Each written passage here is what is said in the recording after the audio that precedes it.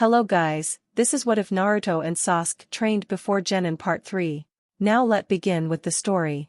Sakura smiled at hers, Sasuke's and Naruto's handiwork before throwing more weapons at Kakashi. The Jonin in return moved at blistering speed towards his Genin. In almost an instant, Naruto and Sasuke were pinned to the ground with a kunai at each of their necks. Sakura, give me all the information you know on the hidden leaf or I kill both Sasuke and Naruto. Sakura stood there frozen. She had no idea what to do. How could she? She had the choice of either betraying her village or letting two people die. It was an impossible choice. Kakashi got off of Naruto and Sasuke soon after that, allowing them to stretch and prepare to attack again.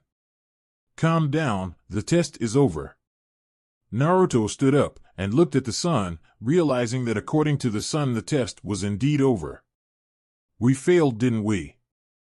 No, you didn't. Naruto looked at Kakashi curiously. But we didn't get the bells. You didn't have to get the bells to pass. Allow me to explain. This test is not meant to see if you can get the bells. In fact, none of you have the ability to get the bells as you are now. This test was meant to see if you had the potential to work together. What do you mean? Sasuke asked, confused. This test was to see if you three could work together to defeat an adversary. It was about teamwork. The core to any ninja squad is teamwork, meaning if you don't have that you will die early on in your mission. However, if you do, an A-rank mission can be as easy as a B-rank mission. Teamwork is the key to any shinobi squad. I wouldn't go as far to say as it's more important than your own individual skills, but it is very important. You all have individual skills.